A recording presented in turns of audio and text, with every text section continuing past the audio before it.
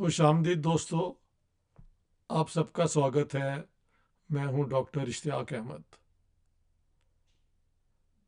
हमारे सब कॉन्टिनेंट की फ्रीडम स्ट्रगल में एक बहुत बड़ा नाम है भगत सिंह का।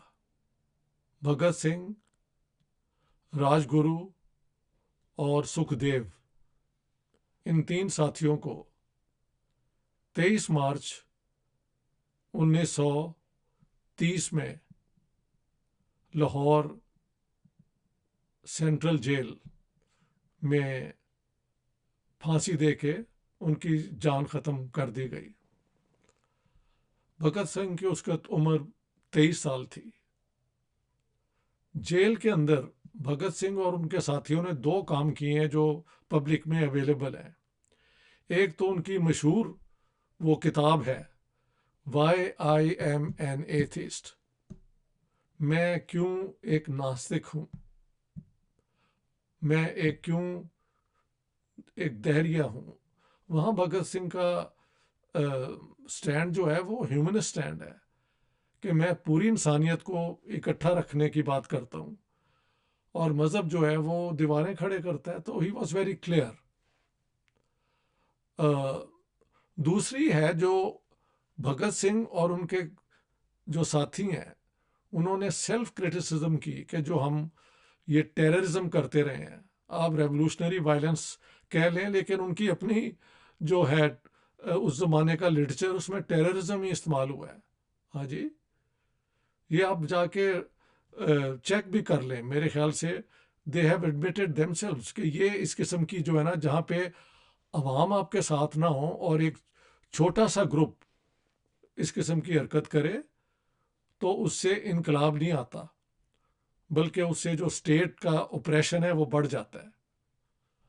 ये दोनों चीज़ें पब्लिक में एग्जिस्ट करती हैं, आप इनको चेक कर लें।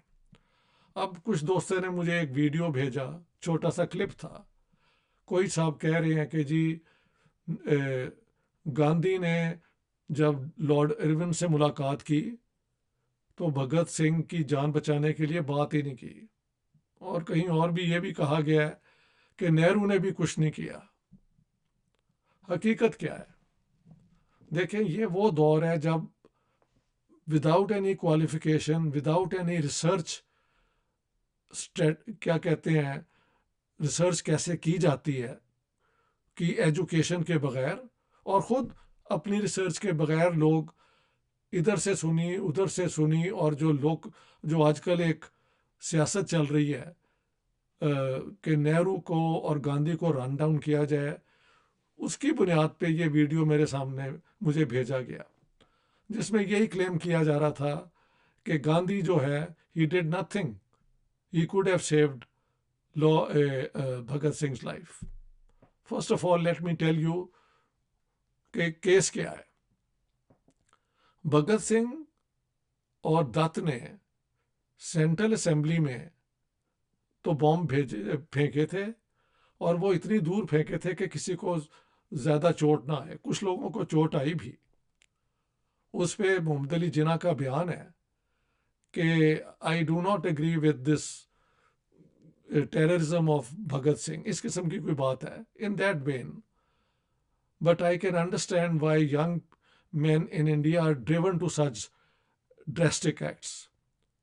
बाद में जब एक कमेटी बनी भगत सिंह को डिफेंड करने की, तो जिन्ना साहब did not volunteer for that. ये मैं I want to put it on record, लेकिन उनका बयान ज़रूर है। ये भी दुरुस्त है कि गांधी जी ने पब्लिकली कोई बयान तब नहीं दिया, लेकिन नेहरू का बयान ऑलरेडी उसी दौरान में, जब ये सेंट्रल असेंबली में बॉम्ब जो थे वो फटे थे, तो वो बयान पब्लिक में है, यू कैन ऑलवेज चेक। मैंने अपनी जिन्ना वाली किताब में उसका रेफरेंस भी दिया। लेकिन जब इन भगत सिंह को इंटेरोगेट किया गया, और भी लोगों को उन्होंने पकड़ लिया वहाँ पे, सहारनपुर से और लाहौर से और इधर उधर, तो जब उनको इंटेरोगेशन हुई, और पंजाब पुलिस या पुलिस हमारी जो फिर थर्ड डिग्री मेथड्स इस्तेमाल करती है, कोई भी लोग टूट जाते हैं, तो वहाँ पे ये भी पता लगा कि जो लाहौर के अंदर लाला लाजपत राय का बदला लेने के लिए जो सॉन्डर्स को एएसपी असिस्टेंट सुपरिटेंडेंट पुलिस और उसके साथ जो उसको जब गोली मारी गई तो इनके पीछे फिर चनन सिंह जो था एक कांस्टेबल वो भागा, उसको भी, इन दोनों को भगत सिंह ने गोली मार दी। हाँ जी। और बाद उस कंस्पिरेसी में फिर या इस केस के अंदर ये राजगुरु और सुखदेव को भी उन्होंने इंक्लूड कर लिया और ये केस फिर लाहौर के अंदर चला। केस के अंदर पहले से ही, ये मेरी पंजाब वाली किताब में नहीं है लेकिन मैंने एक प्रोग्राम किया था एक सरदार जी के, वो लंदन यूनिवर्सिटी में लॉ पढ़ाते हैं, जहाँ पे उन्होंने पूरा केस दिखाया कि कैसे शुरू से ही the English government circumvented the ordinary system जो होता है ना, कि पहले आप लोअर कोर्ट में जाते हैं फिर हायर कोर्ट में अपील एंड देन, वो उन्होंने पूरा किया ही नहीं। उन्होंने एक ट्राइब्यूनल बना दिया और उसके ज़रिए फैसला ही था कि भगत सिंह को हमने सजाए मौत देनी है। अब सरदार जी ये भी वैसे कहते हैं कि जी गांधी जी अगर चाहते तो बचा लेते। अगर प्योर लॉजिक पे देखा जाए तो अगर पूरी किताब की रिसर्च बता रही है कि उनका तो ख्याल ही नहीं था भगत सिंह को छोड़ने का, तो what could have Gandhi ji done? But did Gandhi ji just kept quiet? No, not at all.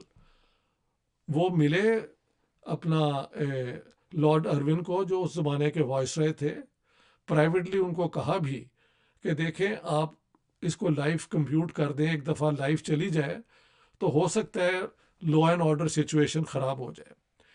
Finally उनका एक ख़त है जो मैंने अपनी किताब में वो पूरा दे दिया है, वो मैं आपको I read it in English and then translate it to you. ये है एम के गांधी, 1 दरियागंज दिल्ली, मार्च 23, 1931। याद रहे कि भगत सिंह को शाम को 23 मार्च 1930 को हैंग किया गया था और बाकी दो साथियों को। नॉर्मल प्रोसीजर के मुताबिक उन्हें 24 मार्च 1930 यानी अगले दिन हैंग करना चाहिए था, लेकिन उन्होंने सारा प्रोसीजर जो है ना, ये ख़त, ताकि इसका कोई ये लगे कि हमें तो मिले ही नहीं शायद, ख़त अलबत्ता वहाँ पे मैंने कोट किया। I am going to read it for you. Dear friend, this is what he writes to the Viceroy Government of India. It seems cruel to inflict this letter on you, but the interest of peace demands a final appeal.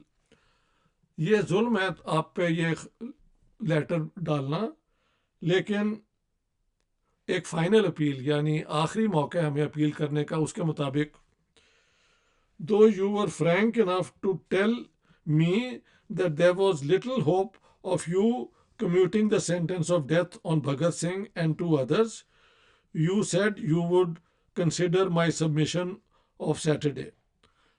ये किसी Saturday का जिक्र है कि गांधी जी मिले और याद दिलाया कि आपने कहा था कि मेरे लिए मुश्किल है लेकिन चलो I'll reconsider. Dr. Sapru met me yesterday and said that you were troubled over the matter and taxing your brain as to the proper course to adopt. Doctor Sapru मुझे मिले और उन्होंने कहा कि आप सोच रहे हैं कि कैसे क्या प्रोसीजर किया जाए. If there is any room left for reconsideration, I invite your attention to the following. अगर कोई गुंजाइश है इस चीज़ को सोचने की दोबारा, तो ये चीज़ें मैं आपके सामने रखना चाहता हूँ. Popular opinion rightly or wrongly demands commutation. कि जो पॉपुलर ओपिनियन है, लोगों की जो राय बन चुकी है, वो चाहती है कि आप इसको कम्यूट कर दें, यानी सजाए मौत को कोई और सजा में कम्यूट कर दें, चेंज कर दें. When there is no principle at stake, it is often a duty to respect it. कि अगर कोई प्रिंसिपल, इसमें कोई असूल नहीं है इन्वॉल्व, तो आप ये अमल कर दें. In the present case, the chances are that if commutation is granted, internal peace is most likely to be promoted. In the event of execution, peace is undoubtedly in danger. मेरे ख्याल से आज के हालात में अगर ये डेथ सेंटेंस को लाइफ सेंटेंस में कम्यूट कर दिया जाए तो अमन जो है वो कायम रहेगा, वरना वो खतरे में पड़ जाएगा.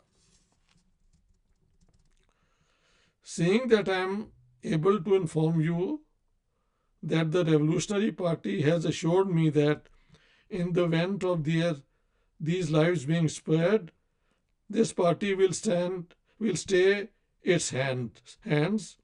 Suspension of sentence pending cessation of revolutionary murders becomes, in my opinion, a preemptory duty. कि मुझे उन लोगों ने बताया जो इस पार्टी के हैं कि अगर कम्यूट हो जाता है तो हम जो ये रेवोल्यूशनरी वायलेंस है उसको we will not carry it out.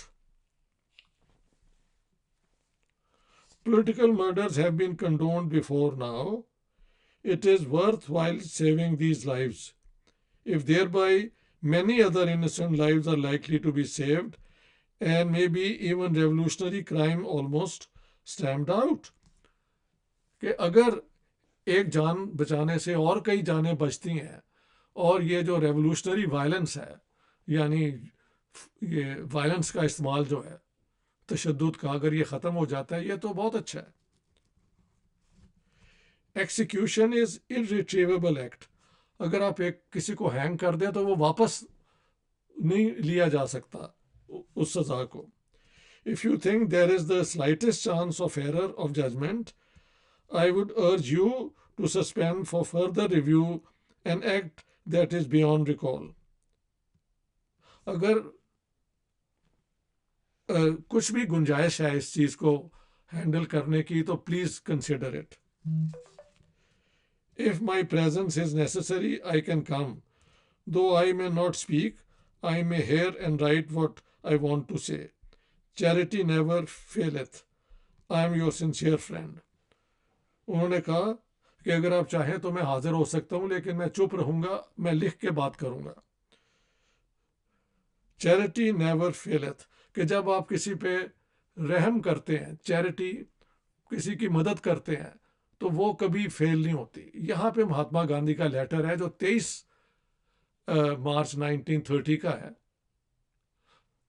हुकूमत को मिल गया होगा, लेकिन बजाय कि 24 को जो प्रोसीजर है उन्होंने 23 को ही कर दिया, टू गिव द इम्प्रेशन कि नहीं जी इट्स टू लेट और वट एवर.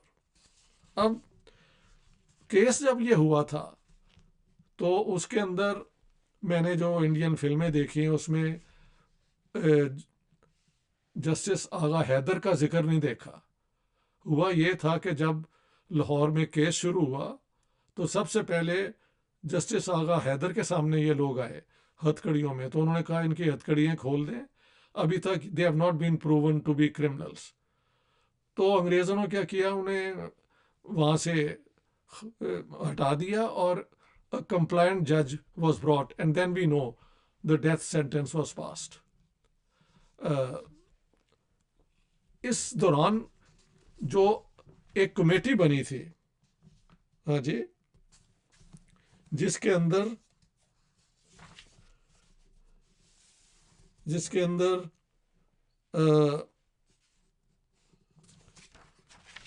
जवाहरलाल नेहरू थे, सैफुद्दीन किचलू जो कांग्रेस पार्टी के अमृतसर में लीडर थे, और मास्टर तारा सिंह, ये सारी एक कमेटी थी और कुछ और लोग भी थे जिन्होंने पूरा केस वहाँ पे कोशिश की लड़ने की भगत सिंह की. और जवाहरलाल नेहरू ने अपनी ऑटोबायोग्राफी में जो लिखा है वो ये है, It was this sense of national humiliation that weighed on the mind of India. And when Lalaji's death came soon after, inevitably it was connected with the assault, and sorrow itself gave pride of place to anger and indignation. Bhagat Singh did not become popular because of his act of terrorism, but because he seemed to vindicate for the moment the honor of Lala Lajpat Rai, and through him of the nation. He became a symbol. The act was forgotten. The symbol remained, and within few months, each town and each village of Punjab, and to a lesser extent in the rest of northern India, resounded with his name. Innumerable songs grew up about him, and the popularity then that man achieved was something amazing. ये मैं असल अंग्रेजी का तर्जुमा मैं कर देता हूँ कि लाला जी का जो कत्ल हुआ था जब ये साइमन कमीशन आया था, तो उस पर जो नाराज़गी हुई लोगों की, उसका रिजल्ट हुआ कि इन्होंने वो सॉन्डर्स को और उसको मार दिया। तो लोगों की जहन में ये क्राइम नहीं था, ये एक जस्टिफाइड बदला था कि आपने हालांकि लाला जी को वहाँ पे जब लाहौर रेलवे स्टेशन पे वो लाठी मारी गई थी, तो डेथ उनकी कोई 2 हफ्ते बाद हुई है अस्पताल में। But still this is how the popular mind, Nehru says, connected it. और भगत सिंह जो हैं वो एक नेशनल हीरो बन गए। सो नेहरू की यार ऑटोबायोग्राफी पढ़ लो, बाकी एविडेंस देख लो कि जिन्ना साहब ने सिर्फ बयान दिया था, जो कमेटी बनी थी लॉयर्स की उसमें उनका कोई हिस्सा नहीं था। गांधी जी ने प्राइवेटली बात की, पब्लिक उनका कोई बयान नहीं है, दैट इज करेक्ट। जो वो कर रहे थे प्राइवेटली और जो उनका खत है उसका कॉन्टेक्स्ट वो मैंने आपको बता दिया है। बेसिकली टेररिज्म जो है, वायलेंस जो है, वो गांधी जी की जो फिलॉसफी थी, राइट और रॉन्ग, उसके खिलाफ था। एंड मैंने आगे चल के कोट किया है, लॉर्ड इरविन ने टॉन्ट किया गांधी जी को कि you the apostle of non violence are pleading for the case of these terrorist. ये उनकी जो है ना लॉर्ड इरविन की बायोग्राफी, उसके अंदर भी ये कोट है, और आप जाके विकिपीडिया पे देख लें, ये कोटेड है कि यू द अपोसल, अपोसल कहते हैं पैगंबर नॉन वायलेंस के, वो एक बंदा जो वायलेंस का सिंबल है उसकी जान बचाने के लिए बात कर रहे हैं। तो लॉर्ड इरविन ने तो खुद माना है। और ये बाद में जब 1947 में ट्रांसफर ऑफ पावर हुआ, मैंने नहीं सुना, कुछ लोगों ने उस जमाने के सुना था कि लॉर्ड इरविन भी was alive then and he mention this in a statement on India and Pakistan becoming independent states. इन सारी बातों के होते हुए इस किस्म का झूठ, नलायकी, हाँ जी, डिस्टॉर्शन, मिस इन्फॉर्मेशन, डिसइंफॉर्मेशन ये इस्तेमाल कर रहे हैं हिंदुस्तान में एक सियासी सोच के लोग। बट हमारा काम है सच बोलना, and all the evidence is there in the public. You can always go and check. Thank you very much. All the best.